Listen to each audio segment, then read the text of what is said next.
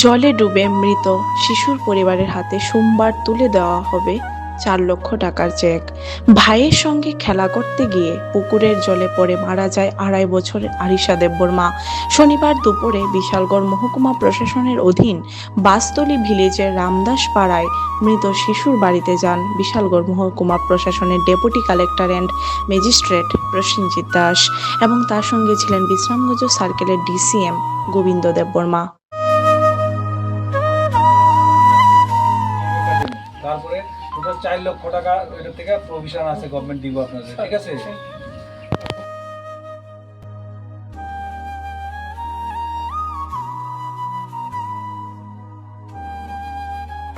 আড়াই বছরের শিশুর বাড়িতে কি দেশে আসামৃত?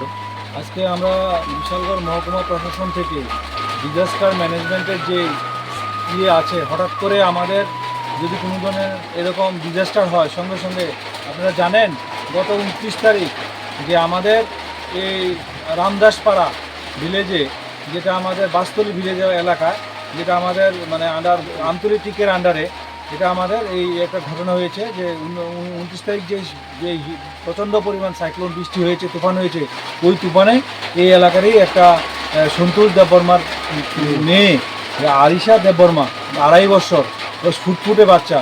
ঘটনাটা অত্যন্ত বেদনাদায়ক, হৃদয়বিদায়ক ঘটনা। আমি নিজে এবং আমাদের ডিসিএম নিজে এসে জায়গাটা সাক্ষাৎ করলাম। অত্যন্ত দুঃখজনক ঘটনা, যেটা এসে দেখলাম যে পার্শ্ববর্তী একটা আছে, পুকুর আছে, পুকুরে খেলতে গিয়ে এসে ও হঠাৎ করে এটাতে পড়ে যায় এবং সঙ্গে সঙ্গে ওরা কতক্ষণ পরে দেখে তারপরে তড়িঘড়ি বিশালগড় বিশ্রামগঞ্জ হসপিটাল নিয়ে যায়। তৎক্ষণাৎ আমিও ওখানে বিশ্রামগঞ্জ হসপিটালে ডিজাস্টারে কাজ করছিলাম, আমিও ওখানে ছিলাম। সঙ্গে সঙ্গে ওনারা অটো দিয়ে নিয়ে হসপিটালে নিয়ে গেল। দেন ডাক্তার গিয়ে বললো যে ওর স্পট ডেট। তারপরে এত খারাপ লাগলো ওই দিন ঘটনাটা শুনে।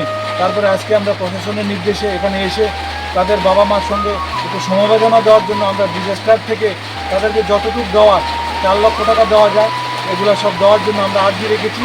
কাগজপত্র আজকে দিয়ে দিলেন, আমরা আজকেই তাদেরকে একটা ইন্টারিম রিলিফ দেওয়ার ব্যবস্থা করব এবং আমরা প্রশাসন থেকে তাদের যে পরিজন আছে তাদেরকে সমবেদনা জানাচ্ছি যাতে আর ওনারা এই কঠিন পরিস্থিতি থেকে মেয়েটাকে ভুলে আস্তে আস্তে স্বাভাবিক জীবন যাতে আসে। কী করা যাবে, যেটা তো ঈশ্বরের প্রকৃতির দান এবং প্রকৃতি যদি কেরম না চায় কিচ্ছু করার নেই।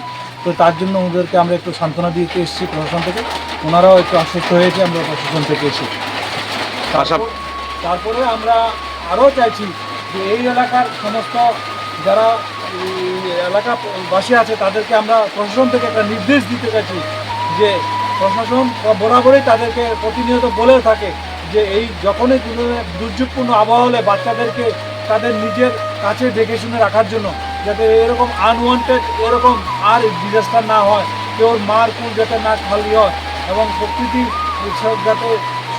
সঙ্গে এরকম যাতে আর বিরূপ না হয়, মা বাবারা না হারিয়ে যায়। তার জন্য আমরা চাইছি প্রত্যেকজন জনসাধারণকে এবং বিশালগড়বাসীদের উদ্দেশ্যে বলছি যে তার প্রত্যেক ছেলেমেয়েরা যাতে মা বাবারা ছেলেমেয়েদেরকে দেখে শুনে রাখে, যাতে এই জন্য তার ঘটনা না হয়, এরকম আমরা চিন্তা ভাবনা এই মেসেজটা আমরা দিতে চাই। ঠিক আছে।